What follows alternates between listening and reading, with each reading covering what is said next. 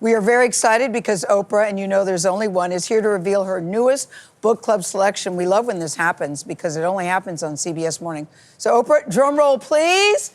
Okay. What did you select? It's called A New Earth, Awakening to Your Life's Purpose by Eckhart Tolle. I know how much she loves this book, and A Yes. New Earth, Tolle's message is, quote, there is a way out of suffering and into peace. His writing explains how we can transcend unhappiness and live a more fully present life. So this is A New Earth's second appearance on Oprah's book club. What?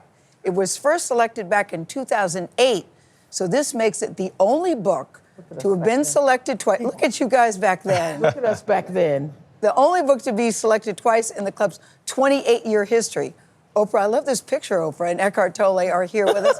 Good morning to you, Eckhart Tolle, and congratulations. Thank you so much. I know this is a big deal for you, Oprah, because you never do this, but I remember when you first read this book years ago, she would call people up and read portions of the book, and we go, translate, please.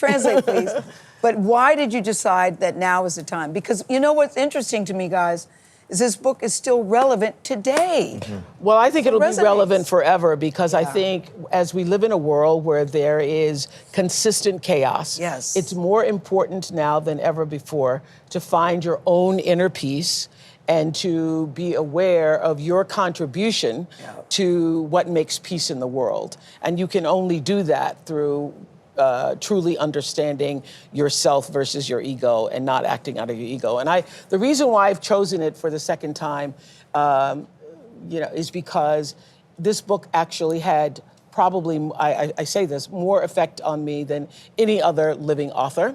It changed the way I looked at myself, the way I looked at the world. It changed my decision-making process. It changed the way I operated in my personal life and my business. And How did it do that? well, first of all, recognizing, the main theory is that you are not your thoughts. And so removing yourself from understanding that the constant voice in your head that's constantly trying to tell you everything, that's going on all the time. We all have that voice in our head. Yes. And being able to separate yourself from that, to know that you're not the thoughts in your head, you are the awareness of the thoughts in your head. That's And fascinating. to operate from the space of awareness and let the thoughts do their thing and you just observe the thoughts. And so what it allowed me to do, what A New Earth did for me, is allowed me to not make any decisions without thinking about, is this my ego? Or is this my true self? Yes. And any decision that I've ever made out of ego, I ended up in crisis or ended up in some kind of problem and trying to figure it out later. So I now ask this question in my head, but I'm curious for you, Eckhart Tolle, how you figured this out for yourself. What was happening in your life? What was going on in your life?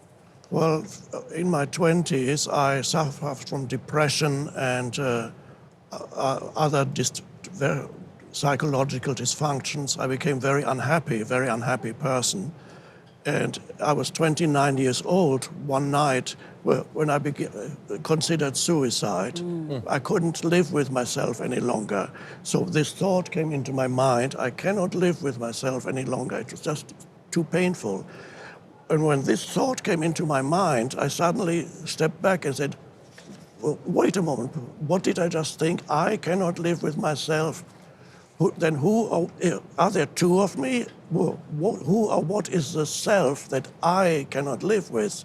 So I discovered there's the self, which is the ego, conditioned by the past, with many dysfunctions, making me unhappy. But there was a deeper identity that was the I that Oprah just mentioned, that's consciousness itself. And when you step back from your ego, which is identification with thinking, you step back from your ego, you realize that you are not your thoughts. There's a deeper dimension in you that is, ultimately, that's the spiritual dimension in you.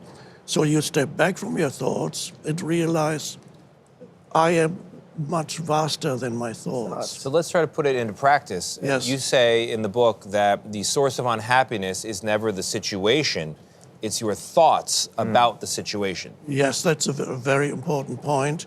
I often recommend people should verify that in their own experience. For example, when you find yourself in a situation and you become irritated or angry, ask yourself, is it the situation that is causing me to feel irritated or angry? Or is it my thoughts about the situation, the narrative in my mind that tells me this is an awful situation, I can't stand it anymore. So let's say you go to the airport, there's a long delay, there's a lineup. Oprah doesn't have that experience. So there's a long lineup, and you get very irritated and angry. Ask yourself, am I angry because of the situation, or how would I experience this situation if I did not add any thoughts to it? Yeah. If I had just allowed myself to be. I just accepted it. One of the things I also learned from A New Earth and Eckhart is that all stress is wanting the situation you're in to be something that it's not. And the moment you can just accept, I'm going to be late. Yes. The line is Right. That's why you say it's changed your life. The moment you just She accept, practices I'm gonna that be late. today. That's it. It is what it is. Oprah and Eckhart Tolle. Acceptance of the present moment. Acceptance That's of right. the present moment. We're going to Instead of- accept the present moment that we're up against a hard wall. We congratulate you, Oprah. Thank you. Thank you, Eckhart Tolle. One of the most Earth is important on the books of sale my now. life.